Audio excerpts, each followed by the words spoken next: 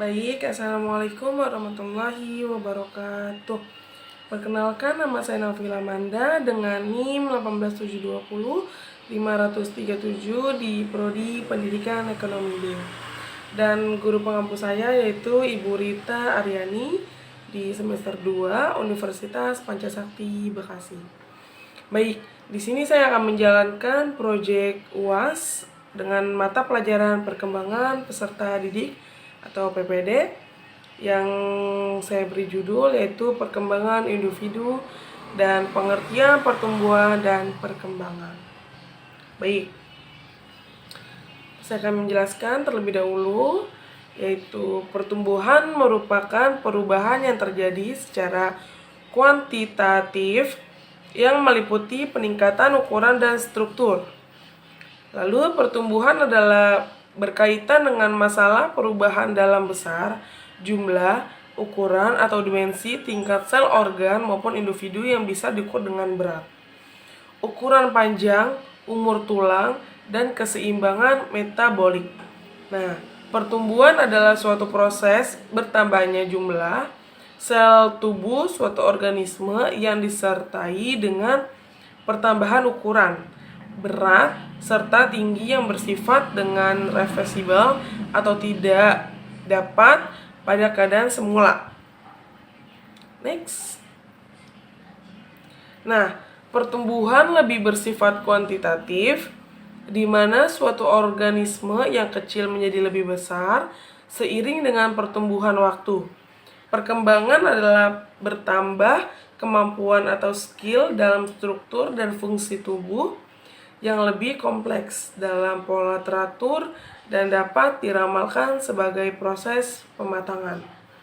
Lalu, perkembangan menyangkut adanya proses pematangan sel-sel tubuh, jaringan tubuh, organ-organ, dan sistem organ yang berkembang dengan menurut caranya, sehingga dapat memenuhi fungsinya.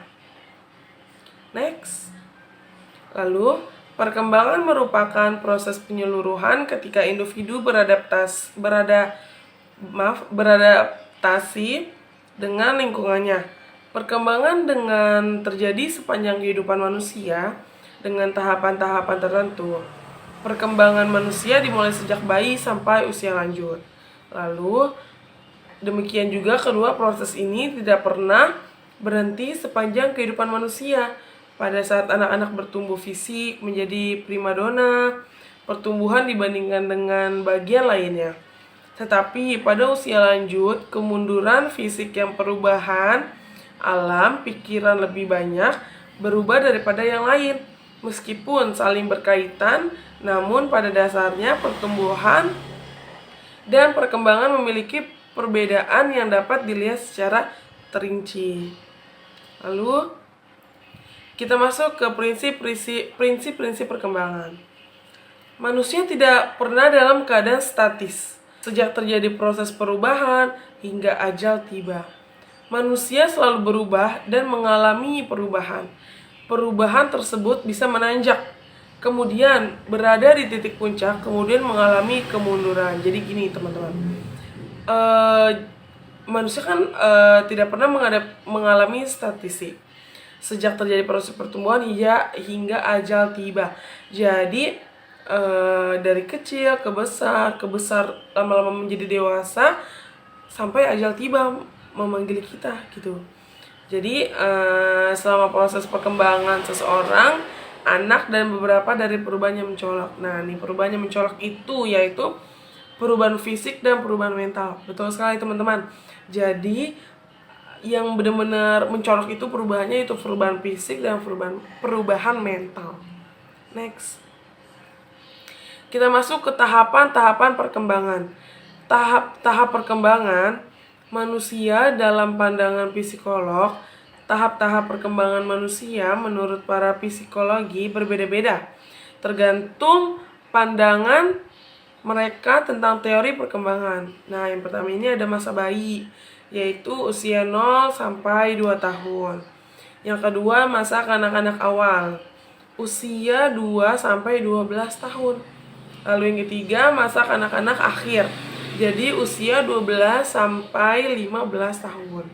Lalu yang terakhir, yang keempat, masa dewasa, yaitu usia 15 sampai akhir hidupnya gitu, sampai ajal yang memanggil. Itu teman-teman. Lalu kita masuk ke faktor-faktor yang mempengaruhi perkembangan. Sejauh mana pengaruh kedua faktor tersebut sukar untuk ditentukan. Terlebih lagi untuk dibedakan mana yang terpenting dan kurang penting. Ada beberapa faktor yang berkaitan dengan perkembangan seseorang, yaitu yang pertama, inteligensi. Inteligensi merupakan faktor yang terpenting. Yang kedua, seks. Perbedaan perkembangan antara kedua jenis seks tidak tampak jelas. Yang ketiga, kelenjar-kelenjar. Lalu kita masuk ke perbedaan individual peserta didik atau perbedaan individual dalam belajar. Nah, terdapat 4 aspek perbedaan individual yang harus diperhatikan oleh guru dan kepala sekolah dalam suatu proses belajar mengajar, yang meliputi perbedaan fisik motorik, perbedaan inteligensi atau perbedaan kecakapan bahasa, dan perbedaan psikologis. Nah, kita masuk ke perbedaan fisik. Yang pertama, berikut ini beberapa aspek perbedaan individual peserta didik. Yang pertama, perbedaan fisik motorik. Perbedaan individual dalam fisik tidak hanya terbatas pada aspek-aspek yang teramati oleh panca indera, seperti bentuk atau tinggi badan, wanita kulit, warna mata atau rambut, jenis kelamin, nada suara atau bau keringat, melainkan juga mencakup aspek-aspek fisik yang tidak dapat diamati melalui panca indera, tetapi hanya dapat diketahui setelah diadakan pengukuran, seperti usia, kekuatan badan atau kecepatan lari, golongan darah, pendengaran, penglihatan, dan sebagainya. Lalu kita masuk juga ke perbedaan inteligasi.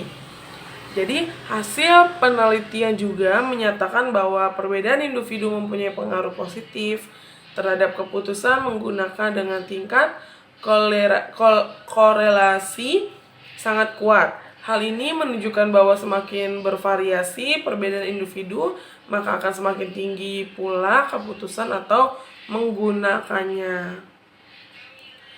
Next, kita masuk ke gaya belajar auditori. Nah, ciri khas gaya belajar tipe ini benar-benar menggunakan indera pendengaran sebagai alat esensial untuk menyerap informasi dan pengetahuan. Artinya, anak didik harus mendengar, baru selanjutnya dapat memahami, mengingat informasi yang diperoleh tersebut. Oke. Nah, di sini ada pendekatan atau strategi untuk membantu proses pembelajaran anak auditori. Nah, jadi yang pertama yaitu selalu dilibatkan anak dalam kegiatan diskusi. Yang kedua, beri motivasi untuk membaca bahan pelajaran dengan bersuara, bukan dengan pergerakan atau ocehan diomel-omelin. Nah, lalu yang ketiga, variasikan penggunaan musik saat membelajarkan anak. Jadi kita kalau mengajarkan anak jangan datar, tetapi kita dengan variasi kita masing-masing. Kalau misalkan pribadi saya dengan musik gitu. Lalu yang keempat, diskusikan ide secara lisan. Ide kita aja secara lisan gitu teman-teman. Yang kelima, ajak anak untuk merekam bahan pembelajaran ke dalam kaset dan mendengarkannya sebelum tidur. Nah, kenapa sebelum tidur? Biar anak-anak tersebut menyerap otaknya, lalu dia tidur, kemungkinan paginya dia akan mengingat kembali gitu teman-teman. Oke, baik. Mungkin itu saja yang bisa saya sampaikan. Kurang lebihnya atau kurang jelas penjelasan dari saya mohon dimaafkan. Wabillahi taufiq wal hidayah. Wassalamualaikum warahmatullahi wabarakatuh.